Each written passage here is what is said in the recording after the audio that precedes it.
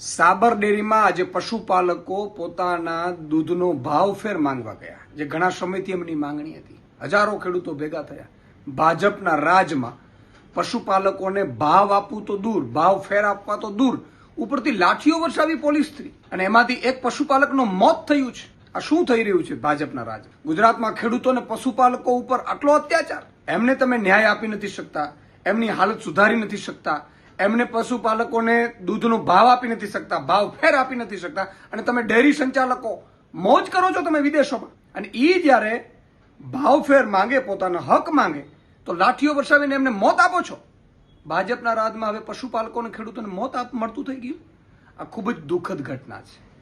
આ માફ ન કરી શકાય એવી ઘટના છે.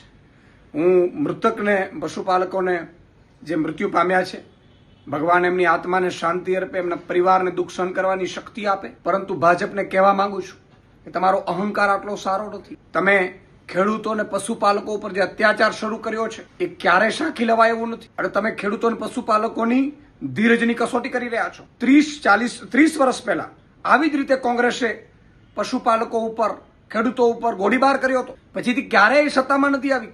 કોંગ્રેસનો અહંકાર હતો, એને અહંકારને ઉતારી દીધી. ખેડૂતોને, પશુપાલકો, એને ભાજપ સરકાર લાવ્યા. 30 વર્ષમાં ભાજપને પણ આ જ અહંકાર આવી ગયો.